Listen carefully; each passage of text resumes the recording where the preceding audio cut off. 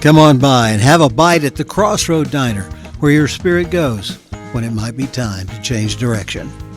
Hey, welcome to the Crossroad Diner. I'm Steve McCurdy, your host, and I'm grinning because my guest today and I have been laughing and having a great time when we decided we would start this show. And then we did, and we had an internet problem, and then we're starting over again. Please welcome to the Crossroad Diner, Rima. Help me with your last name. Eneva. Eneva, because she's from out of town. Tell us where you're from. Well, I'm originally from Lithuania, and I'm here right now for the first time in 5 years during winter. And it's amazing. I'm enjoying the snow. I'm enjoying the cold. And I don't know if you can hear, but I caught a cold a few days back. So my voice is not how I usually am, but I feel good. So it's all fine. Okay. Well, that's great. So I have folks on that I've known through show business, that I've met through business, various ways. You and I met on a site that matches up podcast hosts with folks who are willing to be guests. Tell me about that. Tell me why you're wanting to be on the Crossroad Diner. You know what? I just kind of saw your podcast. I was like, this is interesting because I don't want it to sound weird, but I love talking with older people, like people older than me. Right.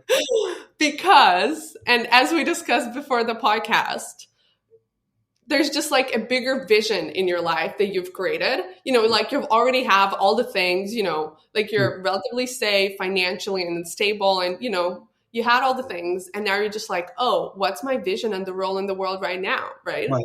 And I was like, oh, this is interesting. And then I Googled you. I was like, oh, this is interesting. So I was like, why not? And I got on that site like probably a year ago, but I wasn't really active. Right. The day that I connected with you was like the first day I opened it up again, like a year later. Right. It was meant to be kind of a thing. Yeah. So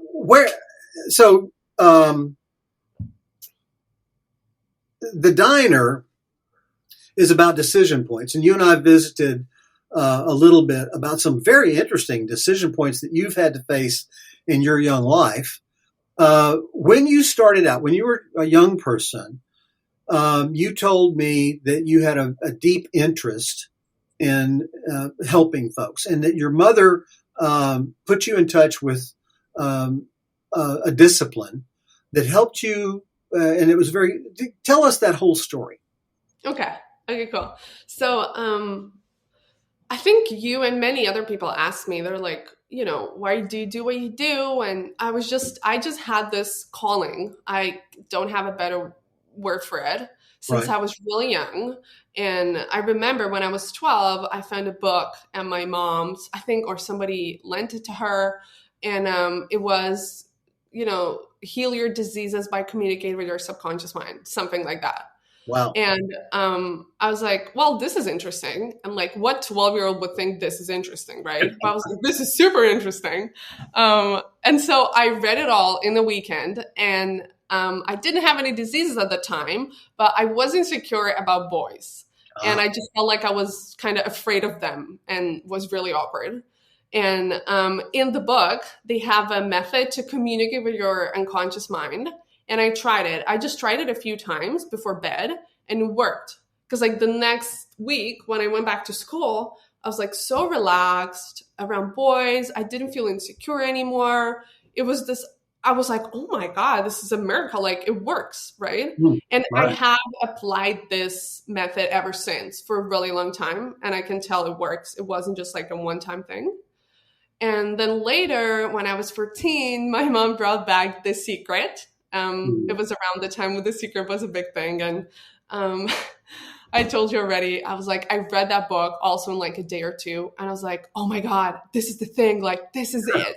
And I went back to school again, and I told all of my friends about it. I taught all of them manifestation, right? But one thing we didn't do right is like, we didn't really take action. Like, you know, you might say we've taken the opposite of action, which was like eating cake and visualizing that we're skinny, you know? But so I just had this like deep inner interest in calling since I was really young.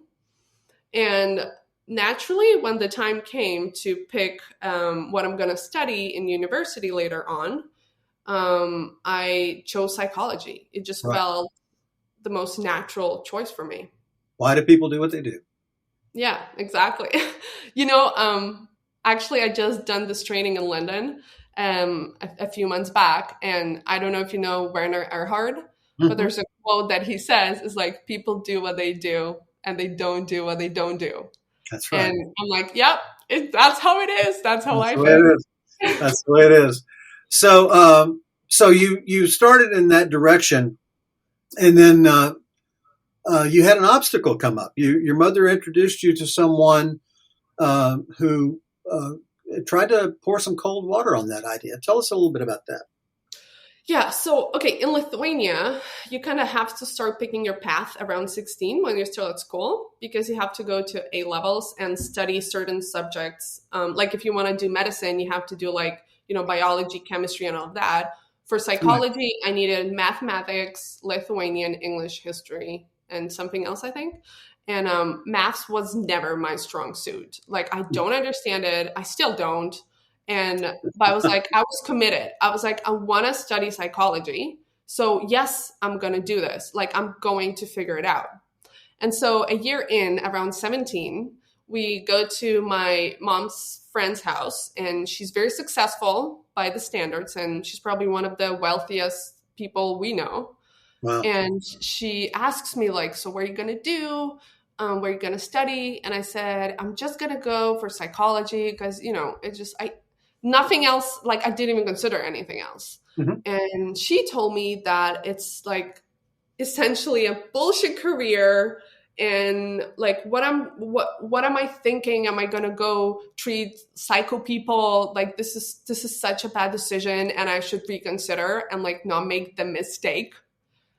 And I just remember, like, even as I'm talking to you right now, like I pictured the room, I pictured the whole setting. And it was just it felt like, oh my God, like, have I made the wrong choice? And Mm. my mom, because at the time she was like very influenced by that friend. Right. When we came back home, she was like, look, you really need to reconsider this. So her friend advised that instead I should go to English Russian translation studies and then go work for the EU Parliament, right? Right. And I was like, oh, I like didn't even consider that because it's like Right. somewhat politics, right? But she was like, no, it's a really good career. You're gonna, get a good husband, have good money, have a good house, like everything will be sorted for you. And So security was a huge focus of hers, yes, which had not been a big consideration of you. You had assumed security. Your interest was in connection and development. yeah. I mean, Okay. to me, it just felt natural. You just do what you feel called to. Like, security doesn't even matter. And my mom used to be very prone to security as well because, she had an unstable financially childhood. So she was like, yeah, this sounds great. Like, do it. And to do that, I had to give up mathematics because I just couldn't take the workload and take on like Russian studies. So I was already studying Russian, but then I had a private teacher as well. And I started to force myself to go down that path. So, Mhm. so if I understand what's happening here, you were on a path that was led internally from a discipline that you had learned about talking to your subconscious mind, finding where your heart was pulling you, moving in that direction. And that was joy-based and curiosity-based and energy-based. Yeah. Then you went to a meeting which said, no, security, fear, control are more important. And your mother had bought into that. She was an influence that you believed in. Her friend was an influence she believed in. And you took that because you're an egg. You're trying to figure out what the heck is true with the world. You lean on the people that you trust, and you actually altered your direction from one where your heart and soul and spirit had been tugging you to one that other people believed was safer for you. Is that an accurate summary? That's right. I mean, Steve, you are such a great listener. I love talking to you. Yes, like absolutely. That's exactly what happened. Okay. So now you're there Tell us what happened next. Okay, so I'm there, and I'm in my last year of school, and I'm starting to get depressed. Mm. And I started self-soothing with food. I was eating a lot. And like at first it kind of started like a little bit and then more and more and more to the point where I think I gained like 10 or 15 kilos in a year. Wow. And I know you probably don't know how much that is, but that's quite a lot in a year. Yeah. And I was just oh God, that was like such a terrible time of my life. I was so miserable. I was so depressed. I remember thinking, I'm like, what is this life? Like, what is this for? I hate it. Like, I remember walking around in the daytime, looking at old people, thinking, I'm so jealous of them. Like, their life is almost over. Like, they already figured everything out. Like, that's it. And like, at the time, you were not looking forward to life. You were not looking forward. You did not have a hope and a vision for walking through the path that you were on and enjoying it. Yeah. You were gonna be, make the donuts. Okay. And you were depressed. Then what happened? Depressed. And I was very disconnected with my peers. Like I didn't get anyone. I was like, fuck. Oh, I almost swore. Sorry. Okay. And anyway, we're dealing largely with adults. It's not going to be a problem. But it was a very dark, terrible time of my life. And reflecting back on it now, of course, it was me just not following my inner thing and just doing something else that somebody else told me I should do. And your spirit was trying to make you sick so you'd stop and listen. Yeah, but I didn't. My God, when I pick something, I persevere, Even if I'm depressed. But that's a value. That's a value system that, we have value systems that are instilled in us, and they're right. You should stick with something you've made a commitment to, and you need to have grace come in and give you permission to examine whether that was a good idea or not. Learn what it has to offer you and continue to make choices. But we're getting ahead of ourselves. How did you get out of that mess? Or what happened? Did you get deeper? So what happened was I came to the very end of the year, which is May, June. I passed all my exams with flying colors, and I had a free spot in university in Lithuania. If you're a really good student, the government subsidizes your education. And my best friend said that she was going to move to London because her parents were there already. And I was like, you know what? That's what I'm going to do. I'm moving to London with you.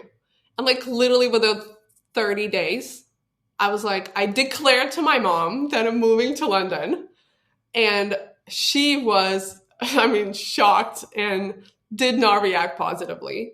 Yeah. She was like, what are you going to do? Are you going to be like, work at the shop for the rest of your life? You're throwing your future away. This is terrible. Like, what about the European Parliament? Like the whole thing. And I was like, look, I'm 18. I can make my own decisions. Like, get off my back. I'm going there.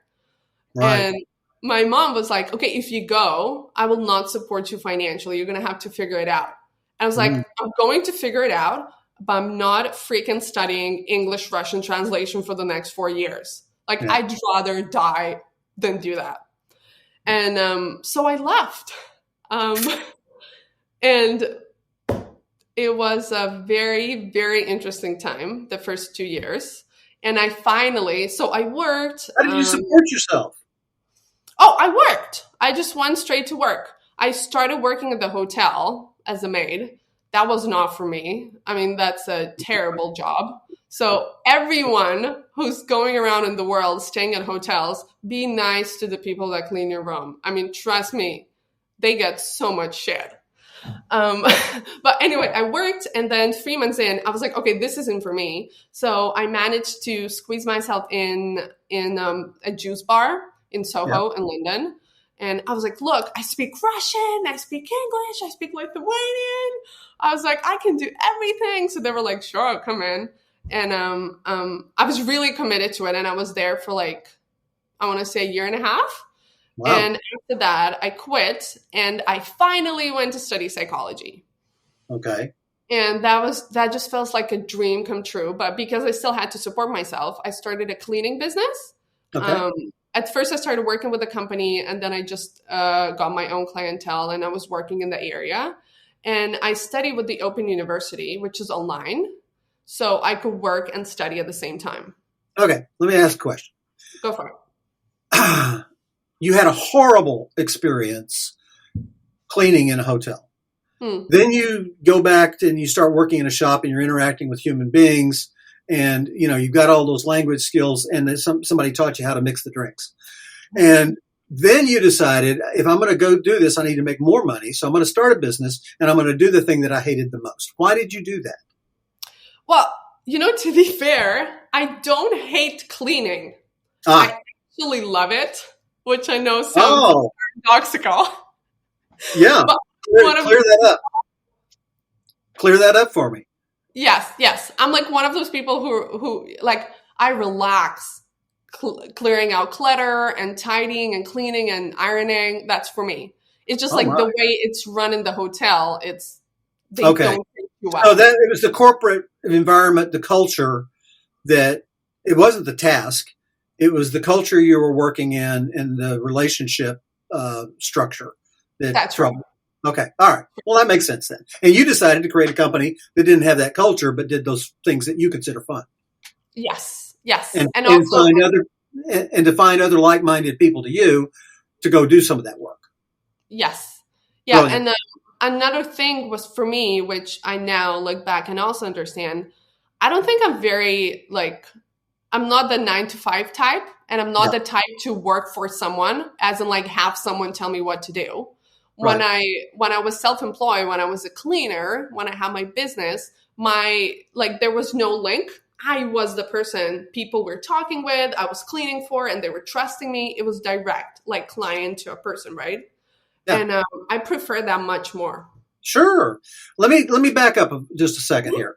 So you're in Lithuania. You love your mom. You care about your mom. You don't want her to give her stress. You follow her lead, and it leads you to a place that was not you. Your friend says, I'm going to London, and you decide to run away to London to get away from this horrible path that you've found yourself on. And the price you had to pay for it was confronting your mother and allowing her to deal with her fear and not take it with you. Yes. That was a big price to pay for a young person. That was a tough thing. Now, did the relationship between you and your mom suffer as a result? Yes. It was very, very strained for probably 2 or 3 years until I started studying. And we've talked about this now. We're in a good place. And at the time, I think I was I just could not hold in my vision and my desire to study what I wanted, that I had to flip into a mode of, I don't care about you. I don't care what you want. I have to go do my own thing. And what gave you that internal? Did you use the discipline that you had discovered? How did that desire outweigh the prices that you were going to have to pay, including finding a job and supporting yourself? Yeah. That's such a good question. I don't think anyone ever asked me that, but it feels like it was this thing that I had to do. Well, and the things that you were doing was not feeding any of that need. Yes. So you were already paying huge prices. You might as well pay a price that will take you where you want to go. That's right. Yeah, exactly that. And, and my mom she's a single mom. So of course it was a big adjustment for her to have me leave the house and leave in such a way, which was like, okay, 30 days from now, I'm going to another country, deal with it. And my whole approach to it, because, she really tried to get me back. And I was like, look, if you keep going, I will literally not speak to you. I was like, I don't care. I'm doing this thing. I want to study psychology.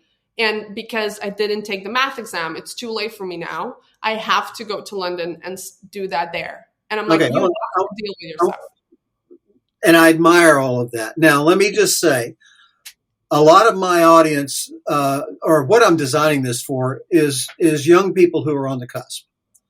And I admire you standing up for what you believed.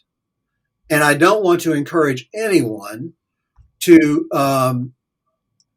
confront their parents in such a way that it damages that relationship. And I encourage you to be true to yourself. Those things are going to come in conflict because of the will of the parent sometimes.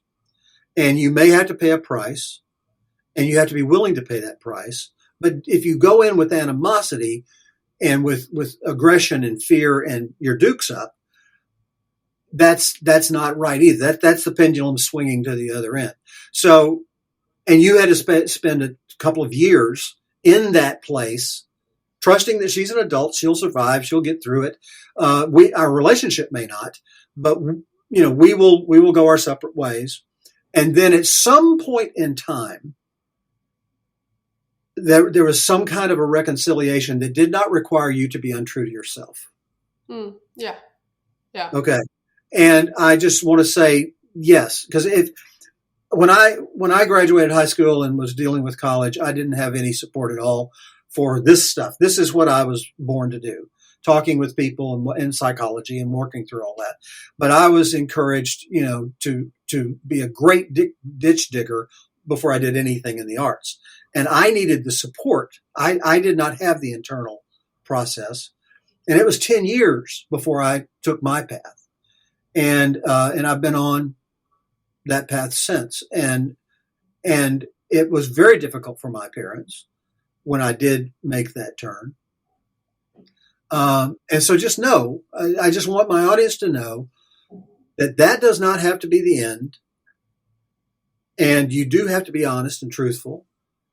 And it's a difficult thing. It's a genuine challenge, and it makes what you do harder because you're doing it on your own unsupported. But it may, if you're going to pay a price, my feeling was I would rather fail at this for 3 years and have gone that way and know it than to think about what if I wonder for the rest of my life. Obviously you made the same kind of choices and faced that sort of thing. But so now you're in London, you have started a company, you're studying what you want to study. What happened next? What was your next crossroad diner experience? Yes. So now I have all the things I thought I wanted to have, right? In the city that I love, on my last year of psychology. And you know what? I'm getting depressed again. And I'm like, okay, I don't like this pattern, because with that pattern, what also came was overeating. So this is how I deal with things. I again gained like 15 or 20 kilos. And I just started noticing, I was like, what's wrong? And I really, at that time, I remember, instead of being like, okay, this is the outside circumstance of like someone forcing me, I really directed it at myself. I felt like, what is wrong with you? You already have what you wanted. You said this is what you wanted to do. Right. And now you're saying that you're unsure and you don't know what's next. Like, don't do this. Like, don't do this to us. Right. And I was just like, not as depressed as when I was 18, but it was definitely quite bad. Again, you become withdrawn from people. I didn't want to do stuff. I didn't want to go out. I was just studying and working and eating.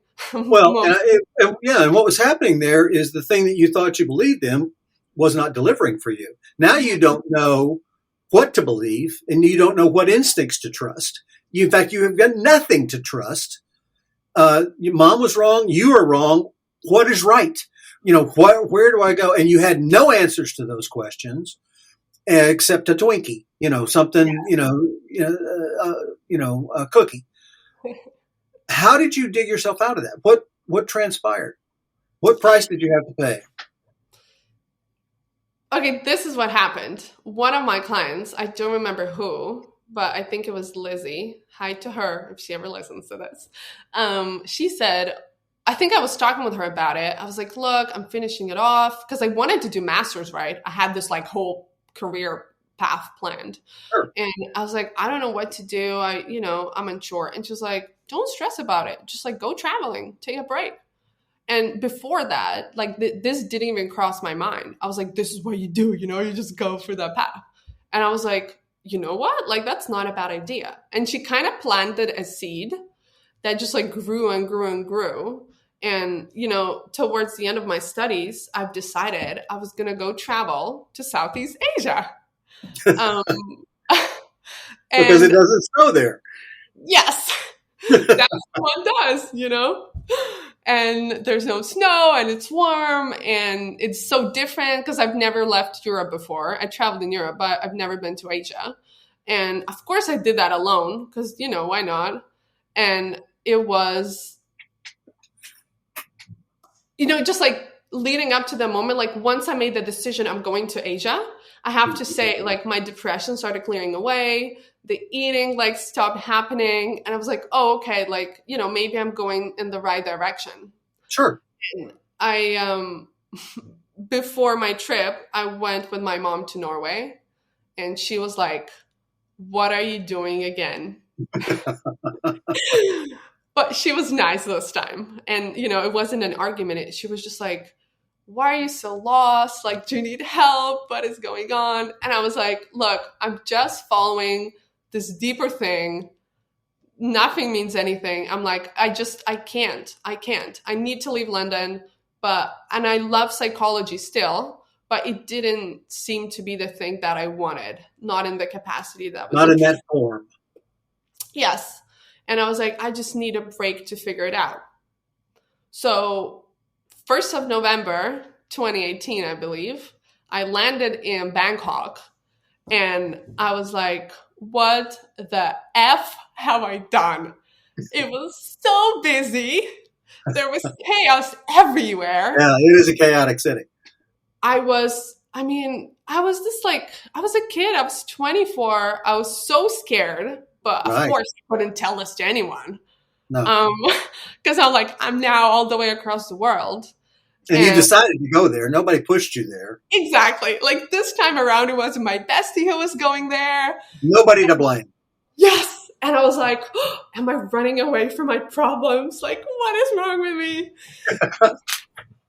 And after that, it was, it's like a podcast on its own, that whole 5-month trip.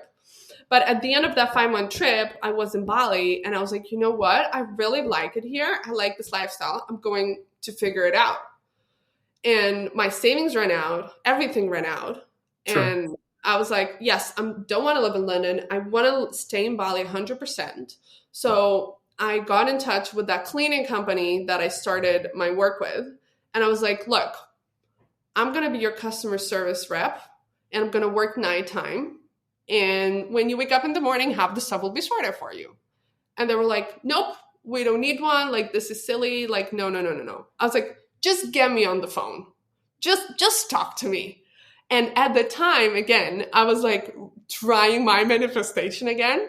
I was like, no matter what, I'm staying here. Like, I was walking around in Ubud, the rice fields, and I was like, this is my regular walk after I finish my work. And this is the cafe that I work in. I was just walking there as if this is like reality, right? Right. And it happened. They took me on. I was so happy. Well, you're a good closer. That's terrific. That's wonderful. That's great. Okay, so you're in Bali, but now you're in Lithuania. Yeah. Now, here's something. Before we do that, I'm going to put a pin in this right now. You and I are going to do another session together, and you're going to walk us through this discipline, this structure that you use, and share that with, if you will, and if you feel comfortable with that, because I'm now very intrigued. It's exactly the kind of thing I'm urging people to find things to do. The other thing I want you to do is I want you to read a book entitled The Last Letter by Andy Chaliff. And I'll send it to you on, or get the audiobook. Andy did very much the same kind of thing you did. He went in search of who he was, and he had to get out of town to do it, out of the country to do it. And his journey and yours, and there was some trauma that pushed him. But I think you'll love it. I think it'll speak to you. And if you want to get the audiobook, I'm the one who does that audiobook. So you don't have to read it. You can listen to it, and it'll take you through it. But I think you'll find a lot of resonance with that book, and a lot of, this is a man who, just like you, was very serious about his time in the Crossroad Diner. He got up and committed to it, and you have too. So now we're in Bali still, or where are we now? Okay, so we're in Bali. Fast forward 3.5 years in, I'm like, okay, this isn't working for me. I want something else. But actually, to be fair, it's a pattern now. The last year before I leave, I start feeling, oh, this isn't working for me. Uh-huh. But I'm not eating this time. But it didn't go into depression. You recognize this is your pattern. That's right. I've gotten what I need from this. I need something fresh. That's right. Yes. Okay. And for the longest time, like my intention going into Bali was that I was going to live 6 months in Bali, 6 months in Europe, which would be ideal. And right now I'm on the way to do that. But at the time, COVID started, and I was there during COVID, and it was amazing. I mean, we had our island to ourselves. I mean, it was like amazing. And so I came back in May to Lithuania, spent some time here, then went to London because I used to live there, so I have friends, then went to Portugal, then went back to Lithuania again, and then went back to London again, and now I'm in Lithuania, and I'm leaving for Bali mid-January. Oh, that's fascinating. That's great. So, and you're still doing the customer service job? How do you support yourself? Yeah. So, when I was in Bali, I got so lucky. Within the first week or two, I met someone who was a hedge fund manager, and he gave me some really good investment advice. So that helped. I quit my job. I was like, I had my own problems with that company, and they were just like, they told me essentially that because I live in Bali, I don't need to get a raise, even though I was like the highest performing person. And I was like, F no, like no. And, upon his advice, because like he took me on as a mentee, he was like, look, quit. Like, this is stupid. And I made some good investments. I live off of that. And then I met my boyfriend at the time, and he was like, look, you love psychology. You're so good with people. Why don't you just do coaching? And I was like, what? Coaching? Like, I'm too young for this. Like the whole imposter syndrome thing flared up. Yes. And yes. I started my business, and I worked on my website for like 6 months. Procrastination much. Yeah. And and then like finally I just got off of that, and I started, I think it was the new year of 2019 or 2020. The timeline is blurred. But I was like, okay, I'm offering 5 free calls. It's the new year. It's COVID. Like, no strings attached. Just talk to me.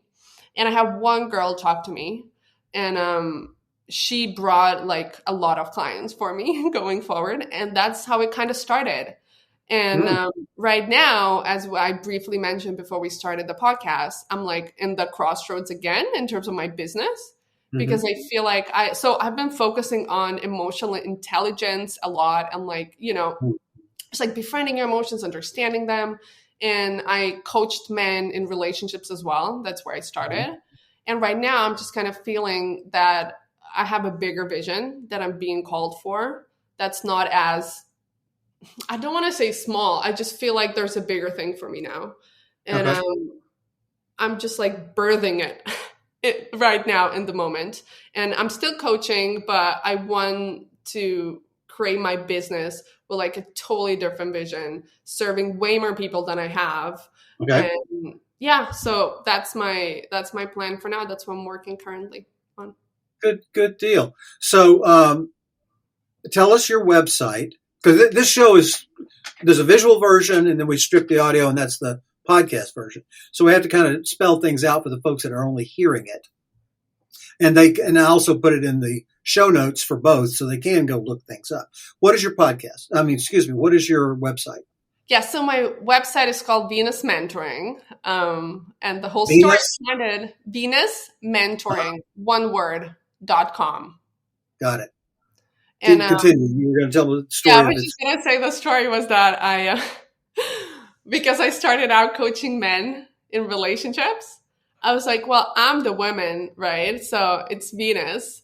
And like the mentoring part, I don't even know where that came from. But I'm like, I love how that sounds. And like my boyfriend and I at the time, we just like did that. And I'm like, that sounds like a good brand. And, I'm not coaching men anymore, but it's still there. I'm kind of loving it. And yeah, so that's my website. And I just started my Instagram like 2 days ago. I'm like very behind young people these days. So yeah. So it's Rima _Eneva. So that's my name and surname. RIMA _ENEVA. That's right. Okay. All right. Well, I'll put that on screen, and I'll also put it in the show notes. What is a need a person would have that you could help them with? Anywhere when they're struggling with purpose, with vision, connecting and reconnecting with their inner voice and their inner truth, I'm really good at. And another piece that's coming from the emotional intelligence work that I did is, again, a lot of unconscious work, very good meditation teacher. I'm not saying this, other people said it. But I'm also saying it. And claim your I'm serious. Yes. I mean, it's obvious. It's obvious that, it sounds to me like your mission and Crossroad Diner's mission, very similar, except, mine is to raise awareness. Yours is do something about it. So, so you would be a coach for a person who's stuck somewhere, in sorting through their own inner voices or even getting in touch with them for the first time. Yes. Okay. Not hearing it. And, some people have quite low self-awareness or like they don't have a connection to their body. That's also a big piece in what I do. And a lot of clearing out the past. So we go through, that's where psychology that I study comes in. You go to the past, you like pick out the big motives, the big traumas, the big things that made your personality, who you are, and the things that aren't working. We clear that out. And then from that empty space, you can create yourself as you want. So in the Crossroad Diner, the waitresses are Faith and Hope and Grace and Lucy. And Grace is none of them have any effect on your decision making until Grace gets her job done, of helping you accept the fact that the way that you got here was the way you needed to get here. And it was useful. And your journey so far is actually very relevant. You've learned a lot from it. Sounds like you start right there. So I want to shift things around a little bit. We know a little bit about how you help us. How can we help you? How can I help my audience find you? Who is your audience? Who do you want to work with? And who is it that needs you and doesn't know that? Good question. Thank you, Steve.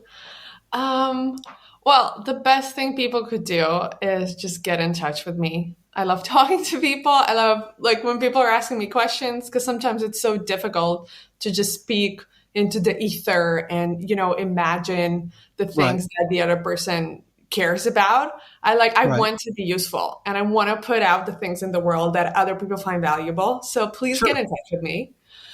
And I have Instagram. I just started that recently. So that's at RIMA_ENEVA. And also I've started a newsletter. I've started a lot of new things recently. So I'm excited for you to join. And we're going to add everything to the show notes. Also, my website is venusmentoring.com. So yeah, just like my email's there, just send me a message on Instagram or email and I'll be happy to talk to you. And who's someone who needs to reach out to you? What are the kinds of things they reach out to you for? Actually, someone who is at the crossroads. These people are the most interesting to work with because they already reached the point where they feel like something's not working. So they're ready to make a change, but maybe they're unsure the change they want to make, or they just need that, little push off the cliff. As in that parable, like, come here, I'll push you off the cliff. We'll see what happens. I could be that person. And, sometimes it's just helpful to talk to someone. Like, all you need really is just one conversation. I mean, I'm happy to have those people too, really. Yeah, that's great. Rima, it's been just such a joy to have you on Crossroads. Our minds work very well together, I think. Thanks for being on the Crossroad Diner. And folks, reach out to Rima at venusmentoring.com and sign up for her newsletter. And all of this, as she said, is going to be in the show notes, so you don't have to remember all that. Steve, we're going to talk again. What? Sorry, could I just say something? Absolutely, please. I just wanted to thank you for inviting me. And it was like such an unexpected connection. And I feel like we're really connected. And I love your vision. And I love what you do. And I love this idea of a Crossroad Diner where you meet and you meet all of those waitresses as well. I think it's really beautiful. And you're a wonderful man. Thank you very much. I appreciate that. Hey, folks, get in touch with Rima. She's a joy. And be with us next time on the Crossroad Diner. Bye. If you or someone you know would make a good story on Crossroad Diner, reach out to us by email, crossroaddiner@storymastermedia.com.